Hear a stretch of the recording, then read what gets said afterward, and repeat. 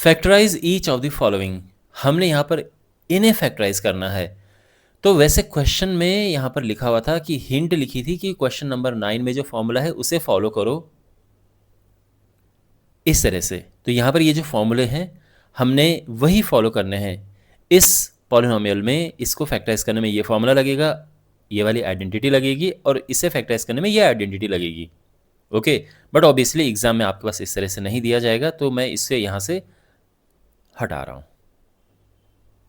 और हमारे पास ये है। तो फर्स्ट पार्ट यहाँ पर है 27y³ प्लस 125z³। यहाँ पे पहले फॉर्मूला लिख देते हैं। तो फॉर्मूला क्या है? x³ plus y³ is equal to x plus y into x square minus x y plus y square. और जब यहाँ पर माइनस होता है तो ये माइनस और ये प्लस हो जाते हैं। खैर, यहाँ पर तो प्लस वाला लगेगा। ओके, तो देयरफॉर जो फॉर्मूला है, जो हमारे पास गिवन पॉलिनोमियल है, क्या है? 27y³ plus 125z³। 27y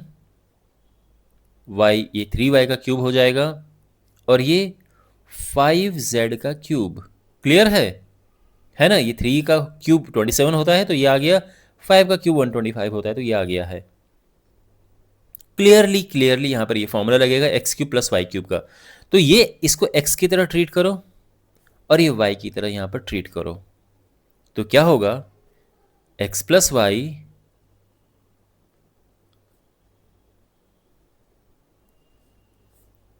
into, यहाँ पे बड़ा ब्रैकेट लगाते हैं क्योंकि अंदर छोटा ब्रैकेट भी आएगा, इंटू एक्स स्क्वायर। ध्यान रखना फॉर्मूला अप्लाई कर रहे हैं हम। तो यहाँ पर ये था x³ प्लस y³ और ये क्या होता है? x plus y into x square minus x y, यानी माइनस, चाहे आप डॉट लगाओ चाहे मल्टीप्लाई लगाओ, बात एक ही है। डॉट लगाते हैं, थोड़ा साफ दिखता है। प्लस वाई स्क्वायर, वाई है अपना 5z। ठीक है, तो यहाँ पर ये x है और ये y है। आप अपने रेफरेंस के लिए लिख सकते हो अगर ज़रूरत पड़े तो। और ये हो चुका है क्या? इसको तो हम लिख देंगे 3y प्लस 5z और यहाँ पर इसे हमने सिंप्लीफाई करना है। तो ये है 9y स्क्वायर माइनस 15, 5 से 15 15 yz प्लस ये है 25z स्क्वायर। ठीक है, और ये आंसर आ चुका है। तो यहाँ से हटा दो इन्हें। तो इस तरह से हम ये फॉर्मूला फॉलो करके ये इसके फैक्टर्स कर सकते हैं।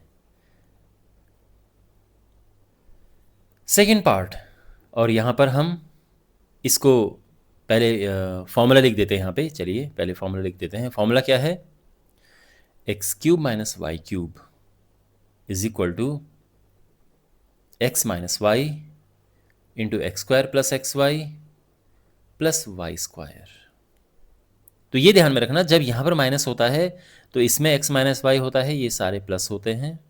और जब यहाँ प्लस होता है तो ये प्लस हो जाता है और ये वाला माइनस हो जाता है। स्क्वायर वाला हमेशा प्लस में होगा। ठीक है, तो ये फॉर्मूला इस तरह से याद रख सकते हैं।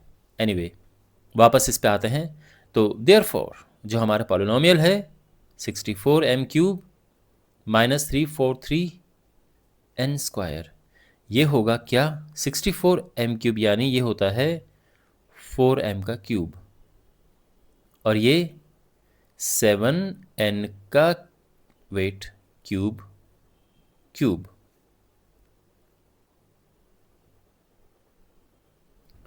ठीक है, यहाँ तक क्लियर है। अब हम क्या करेंगे? फॉर्मूला अप्लाई करेंगे। तो देखो, ये x³ माइनस y³ की शेप है।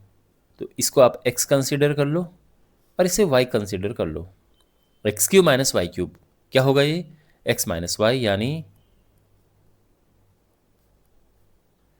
ये, और ब्रैकेट में आएगा एक्स स्क्वायर यानी 4m का स्क्वायर प्लस एक्स वाई।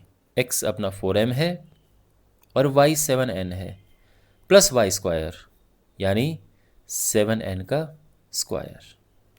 ठीक, और ये हो जाएगा 4m माइनस 7n, ये है 16m स्क्वायर, और इसका मल्टीप्लाई करेंगे हम तो ये 28 हो जाएगा, है ना। mn प्लस 49n स्क्वायर, और ये हमारा आंसर है।